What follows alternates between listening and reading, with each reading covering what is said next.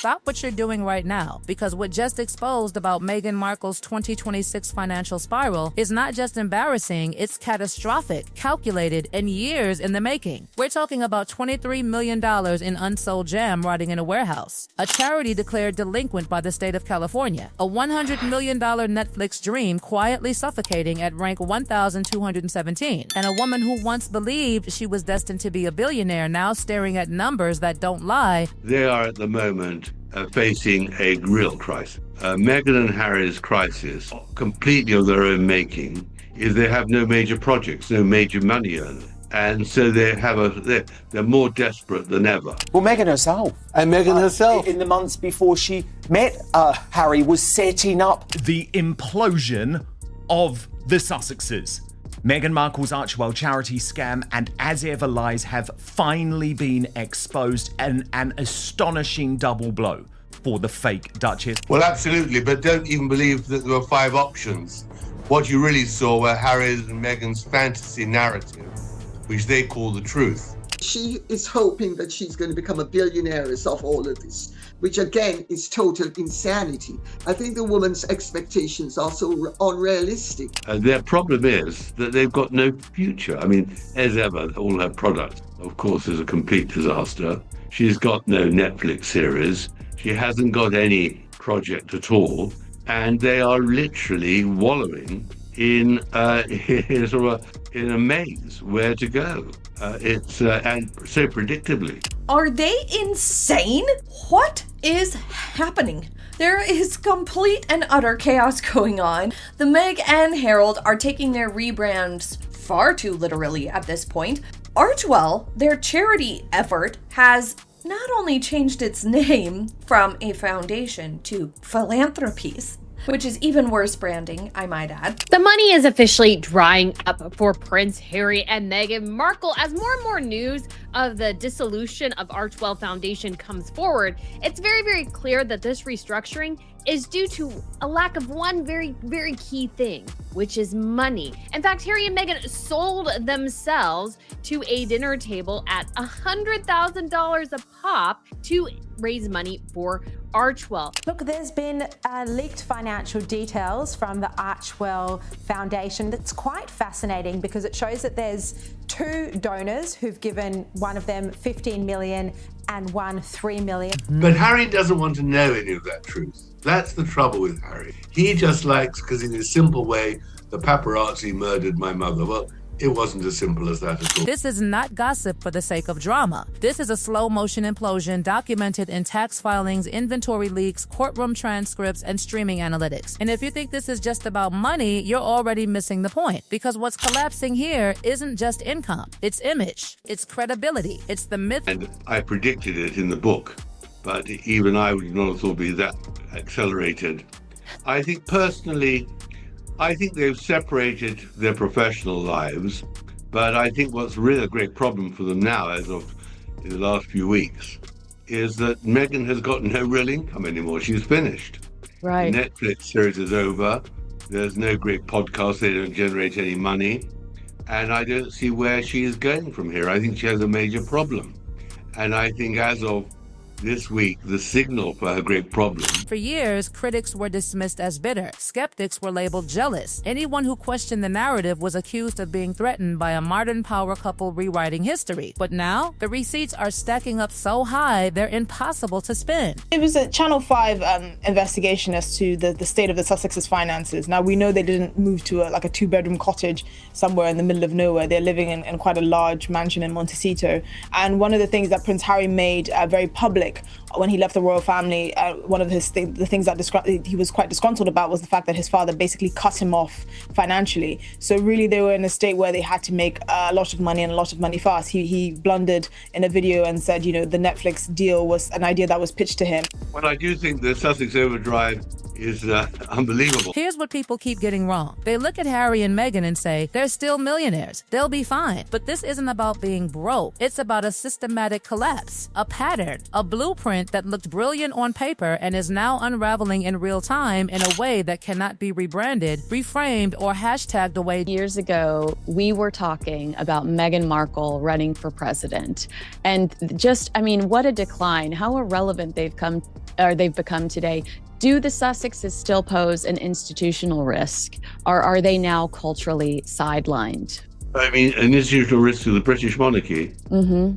Oh, absolutely. A huge risk. Really? Absolutely. Because there's no doubt as they become more desperate. Years of research, dozens upon dozens of insiders, former staff, royal aides, Hollywood executives. The portrait that emerged was not of oppressed visionaries, but of manufactured ambition colliding headfirst with cold, unflinching reality. Non-disclosure agreements tighter than vault doors, Montecito silence, high walls, carefully curated interviews that say almost nothing at all. And that silence, it's strategic, it's rehearsed, it's airtight, because the moment the script slips, the narrative fractures. Let's start where the numbers scream the loudest. Archewell. When Archewell launched in 2020, it was packaged as a humanitarian revolution, named after their son, built on compassion, service, change, a global mission wrapped in soft lighting and elegant typography. It sounded beautiful, but filings tell a harsher story. In 2021, the foundation reportedly received $13 million. That was the peak. The year the Netflix deal landed, the year the publishing money arrived, the year the glow was brightest, then the slope began. By 2024, donations reportedly fell to $2.1 million, down from $5.3 million the year before. Expenses that same year, $5.1 million. That do that math slowly, they spent more than double what they brought in. And of that $5.1 million, only about $1.25 million reportedly went to actual charitable grants. The rest, salaries, travel, administration, security costs rumored around $2 million annually, that a charity spending nearly $4 million on itself while distributing barely over $1 million outward. And then came the red flag that no PR statement could soften. The state of California issued a delinquency notice. Required documentation not filed properly. Temporarily not permitted to raise or spend money. For a foundation branding itself as a global humanitarian force, that's not a minor clerical hiccup. That's a flashing red siren. Staffing tells another story. At its height, 5 employees. By late 2024, 2. 3 reportedly let go during what was described as a rebrand. Some allegedly told the charity was closing. Then that statement was walked back. Then the website quietly vanished during transition to Archewell Philanthropies. Pattern recognition is powerful. When pressure mounts, the website disappears. The terminology shifts. The spokesperson steps forward. The narrative pivots. But numbers don't pivot. They sit there, cold. And this isn't about whether wealthy people structure charities efficiently. Many do. The difference here is the branding, the moral superiority, the promise of transformational service contrasted against shrinking donations and expanding administrative costs. Now pivot to the glittering commercial dream as ever. If Archewell feels like a slow leak, as ever looks like a warehouse explosion. When the lifestyle brand launched in April 2024, headlines screamed that Meghan's jam sold out in hours. Social media celebrated. Scarcity strategy worked. The illusion was perfect. But then something slipped. A technical oversight reportedly allowed users to see actual inventory levels by manipulating cart quantities. What appeared was staggering. 137,455 fruit spread gift boxes sitting in storage. 44,000 orange marmalades. 62,000 candles. 80,000 flower sprinkles. Estimated value around $23 million in unsold product. And here's the dagger. At one point, only 26 jars reportedly sold in a 24-hour window. At that pace, clearing 137,000 units would take nearly 9 years. 9 years. For perishable goods. Scarcity marketing only works if demand is real. Release a few hundred units, sell out instantly, generate headlines. That's clever PR. But ordering hundreds of thousands based on that initial splash, that's either overconfidence or miscalculation on a breathtaking scale. One reviewer reportedly compared the jam to supermarket brands, but priced at $36 a jar. Luxury branding without luxury loyalty. And the Netflix synergy that was supposed to elevate the brand? Minimal backing, limited funding, speculative risk not worth heavy investment. Which brings us to the $100 million crown jewel, Netflix. The partnership that was meant to redefine them as global content powerhouses. Instead, viewing numbers reportedly placed with Love Meghan at rank 1,217. A holiday special even lower, around 1,500. That's not a blockbuster. That's background noise. There wasn't even a true second season. Just one split in two. A quiet stretch rather than a triumphant renewal. Industry insights insiders allegedly describe it as slow ghosting. No dramatic cancellation, just less funding, less enthusiasm, fewer calls returned. Because here's the brutal truth of entertainment. If audiences care, numbers soar. If they don't, executives pivot. And despite global press attention, curated aesthetics, and a massive platform, the content reportedly failed to resonate. Critics described it as overproduced, overly controlled, lacking warmth, more performance than personality, that real cooks tie their hair back, real hosts spill something, real moments feel unplanned. But when every frame feels filtered and rehearsed, authenticity evaporates. Within months, executives allegedly knew momentum wasn't there. The hope? Maybe a Diana documentary, maybe a bombshell tell-all, something explosive.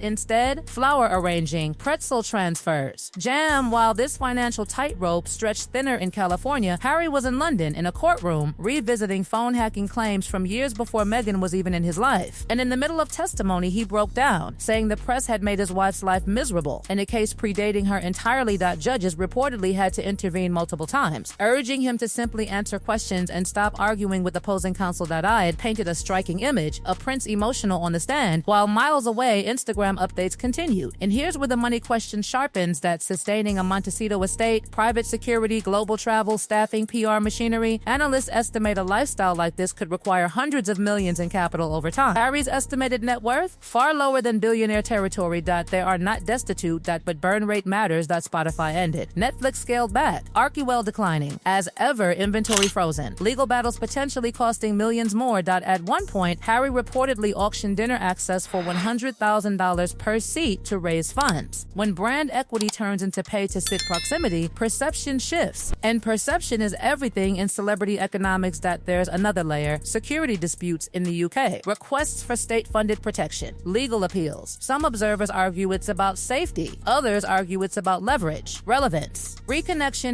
But here's the haunting through line: you cannot build a lasting empire purely on grievance. Eventually, outrage fatigue sets in. Audiences don't stay angry forever. They get bored. Indifference is far more dangerous than criticism. And in 2026, indifference feels louder than outrage. A warehouse full of unsold jam. A charity flagged by regulators. Streaming projects drifting down ranking lists. Courtroom tears in cases untethered to present reality. This isn't a single bad quarter. It's a convergence. And if the trajectory continues, the next phase won't be about optics. It will be about decisions, dramatic ones. Because when capital shrinks and image cracks, choices get desperate. Because here's where this stops being messy and starts becoming dangerous. When money tightens and reputation thins out at the same time, pressure does something to people. It exposes them. It accelerates them. It forces decisions that would never be made in comfort. And according to the trajectory laid out by critics and insiders alike, 2026 isn't just another rocky year, it's a tipping point. Let's talk about the burn rate.